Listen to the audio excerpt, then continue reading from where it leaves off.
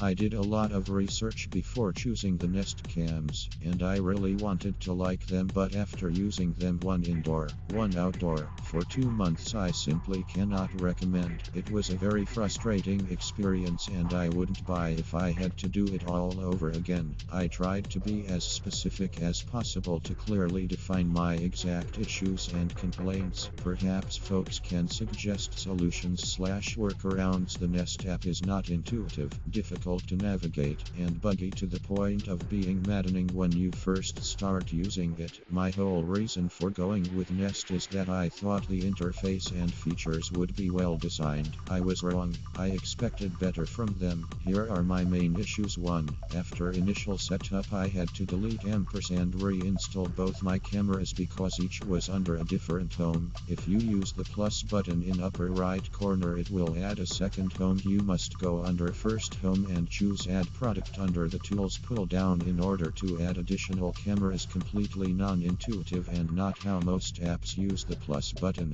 TP-Link Casa app uses the same plus button to add devices. I would think that many users would fall into this same trap. The only way out is to delete everything and start over. Not a good way to start too. Nest has ensured that this camera is not useful unless you pay for a subscription. They do this by eliminating most of the features if you don't have one's own motion triggers, person detection, see past video, etc. Without a subscription you get zero video archive. Some reviewers were saying it was limited to 3 HRS or 12 HRS, but this is false. You only get a still picture of motion or generic sound alarm that occurred within the last 3 hours, and the still may or may not actually have the image of what generated the alarm. So if something happens in the middle of the night you won't have a record of it the next morning. They are trying very hard to make this camera equivalent to a live-only camera unless you buy their subscription. 3.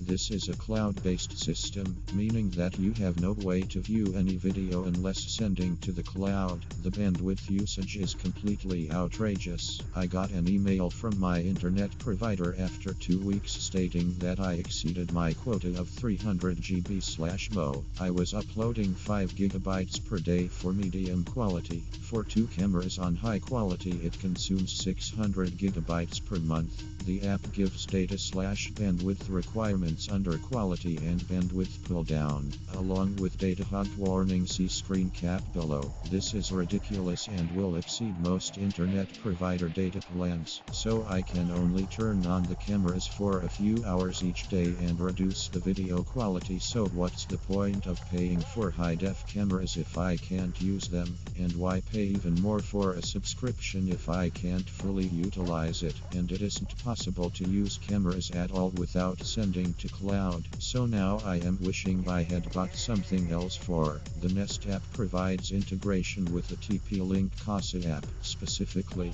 when toggling between home/away mode you can trigger specific scenes. I have my TP-Link color LED bulb in foyer turn green or red. Red equals away, green equals home. Anytime the Nest app sees that I physically leave my house linked to my phone location, or someone manually toggles home/away, which also turns my cameras on/off. This manual toggle can be done either within Nest app or the Casa app icon added under devices. See screen cap below. In Casa, my wife can see the color of the bulb and shows what time I left or arrived. At the house node, you can independently schedule cam on/off times, and this does not impact home/away status. Lights do not change status. Warning: periodically my indoor cam does not shut off when status changes to home. If I don't notice right away, eats up a lot of my data quota. Warning: every time you log out and log back in you will have to reconfigure the home/away settings. No way around this. Bad software. Warning: the linkage between the Casa and the Nest app keeps breaking, doesn't work as advertised. I completely wasted my money. 5. Software issues on the Nest side all day. 1/4/18 I was unable to view live video or turn the cameras on or off. The cams were indeed working and could view past video from this time frame. After more than 1 HR of troubleshooting I gave up. Today everything is suddenly working properly again. I figure it must have been an issue on the Nest side. That is the problem with cloud-based systems. You are dependent on their systems to work as well as yours. Point 6. Not a big deal, but every time you install a new camera or delete and reinstall existing camera, as I have had to do numerous times, it gives completion error MSG. Oh no, something has gone wrong, even though everything has installed correctly. I really hate this software. In summary, the Nest cameras are not reliable and I will avoid Nest products in the future. Couple of big issues and some minor stuff as well. Biggest issue is that it is not suitable for customers whose internet service comes over a DSL line. This is because video quality is quite poor when bandwidth limited by the DSL line's upload rate, which is slow, as in moving faces at distances greater than a few feet are just blobs of pixelated color, and even close up, it takes a few seconds for the details of the face to fill in as the video compression algorithm gets the data, and then only if the face is completely motionless. If you are using this camera for security, you won't be able to identify people in its field of view if the camera is getting internet service through a DSL line unless the faces are completely motionless. Forget reading license plates unless the plate is 1 foot from the camera and not moving for at least a few seconds. See the video snapshot examples. This was tested at 360p, which was the only setting that worked on the DSL line. 720p just locked up the camera. This poor video quality is not inherent in low bandwidth DSL. Rather, it seems to be a limitation of the video compression algorithm being used in the Nest Cam. Since comparison testing Skype works fine over the same line, fast bandwidth cable internet will be different, I am certain, and having excellent video is a capability of the system but not on a modest upload speed DSL line. Another important issue is that the audio in the user to camera end is of very poor quality. Think the worst cellular phone call you ever listened to. I tried joining a family meeting with the Nest Cam. The oldest generation said #34 can't understand. Just #34. The kids could get a word now and then. And the middle generation said #34 Ethiopia #34. Volume adjustment of the camera at my talking and did not help the audio quality. In addition, the camera has substantial audio delay when used over a DSL line. Various trials were in the 1 to 10 second range. Forget carrying on a conversation through the camera. Unusable, and on top of these #34 not fit for purpose #34 issues. The video review / control web user interface is buggy. Examples include the camera scheduler turns it on at 6 am and I get a notification in email that motion has been detected at 6:05 am. But there's no marker at that time in the motion detection indicator on the UI. There was motion review showed during the frame, but where's the marker? Or the camera has a power outage because it was deliberately unplugged. I tried to watch the video leading up to the unplug. The low detail sampled frame pop-up in the UI showed the event, but when I tried to play the video of the event through the UI, as the view approached the time of the unplug, it would halt and move the #34 play #34 time point to a point much earlier in time. The only way I could see the unplug event was to make a clip of it and view that, or random crash/reboot events when trying to use the configuration controls in the UI. Adjust the zoom and occasionally crash. Change the video setting from 360 to 720 and lock up. If the system doesn't have the capability to do something that the controls are enabled for, it should communicate rather than just crash. Or after running for some time, clicking on the play point selector doesn't move the #34 play #34 cursor there. I have to pop up the low detail pop-up and click that to get a particular time to play selected. And finally, issues with support. During setup I posted a request to the help desk for info regarding configuring the audio routing on the monitoring PC. It's 2 weeks later,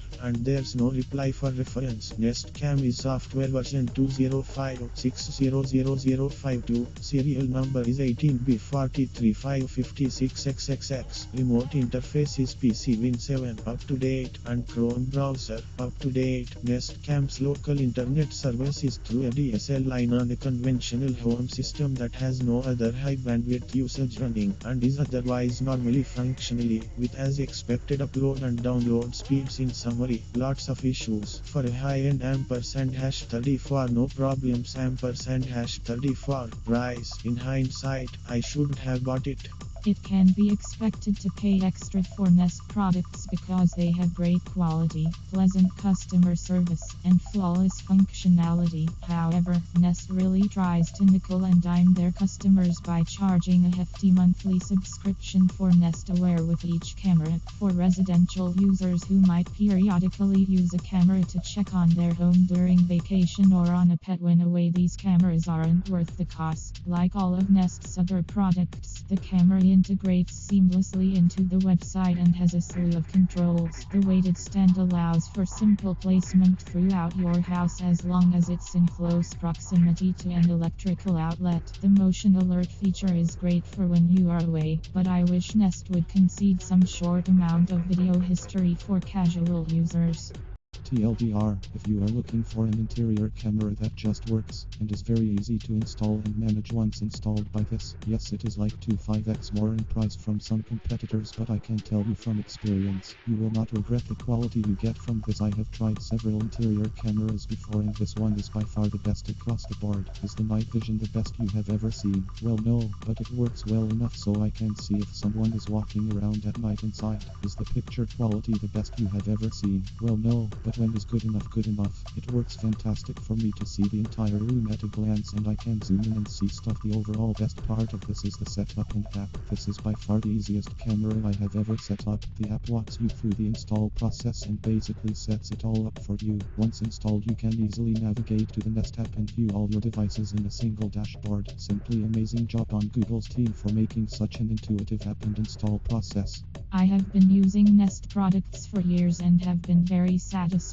In the past, the customer service, if and when needed, was excellent. Apparently now that Google owns them, that all ended. This camera is one of 5 that I own, and as you can see by the pictures, the image quality sucks. I spent over an hour with customer service and got nowhere. They even insulted my intelligence by asking me if I had removed the plastic cover from the lens. Really, they fully admitted that the image was blurry, but provided no additional assistance. They had me jump through a variety of troubleshooting hoops, and in the end I got nothing from them other than an email directing me to other Nest resources, which was nothing more than a link to their fact page. If you need a camera, go look elsewhere.